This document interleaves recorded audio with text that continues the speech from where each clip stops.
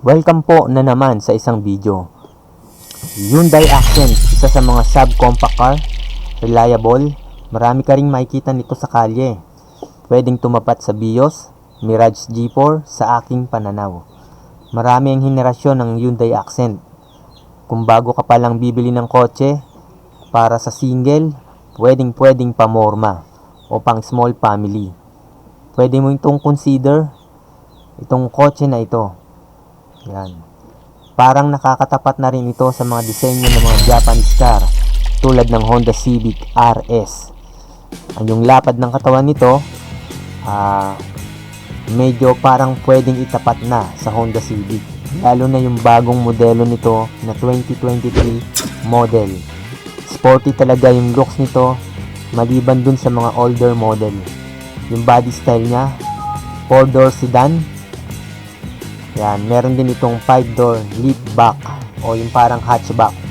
Kung ang Mirage, merong G4, meron itong hatchback. So yung Hyundai Accent, meron din 5-door liftback. Yan. May makina ito na yung mga lumang modelo nito o yung mga older model, merong makina na 1.3 to 1.5 liter.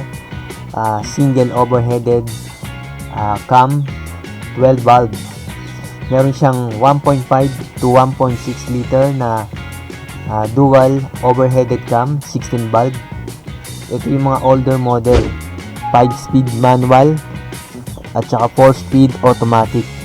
Yung bagong modelo nito na 2023, 6-speed manual transmission.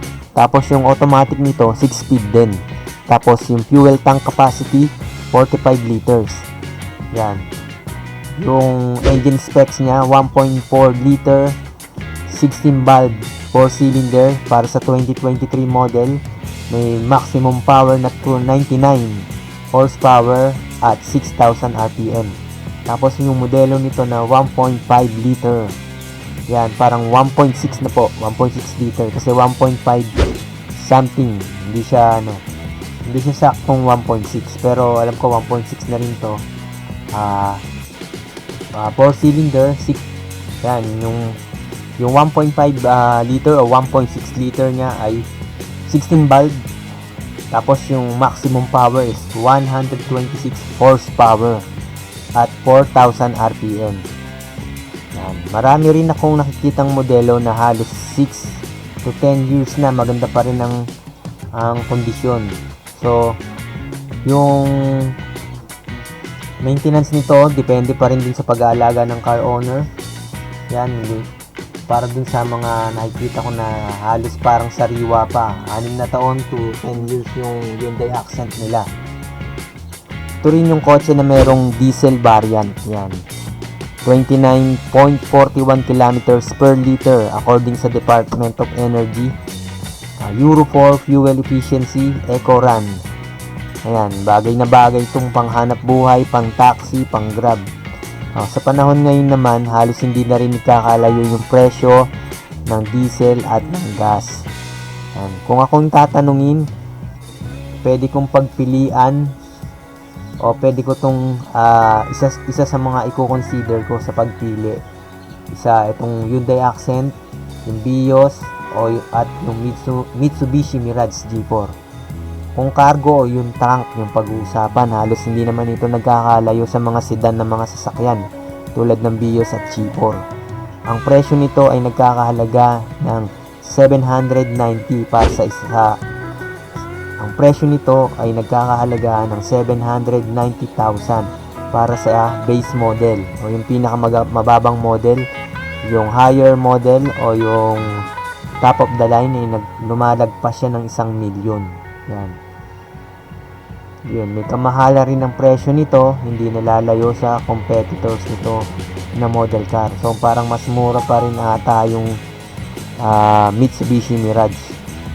Kung meron akong pagkakamali o meron kayong itatama o maidadagdag, pa-comment na lang dyan sa baba at wag din kakalimutan mag-subscribe sa aking channel.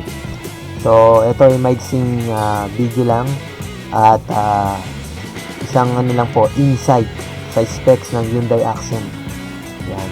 So, kung may makikita kayong maraming kotse sa kalye, ito yung mga kotse na maraming parts na pwede kang ilagay at saka mga accessories. Sigurado yan, tulad ng Vios, yung Mirage yan, ang dami yan sa kalye.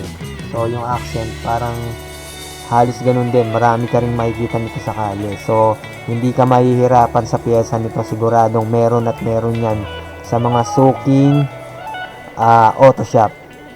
Hanggang sa muli, maraming salamat.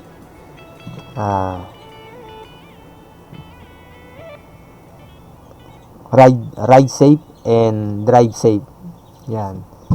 Respect sa mga nakaapat na gulong at nakadalawang gulong. Yan.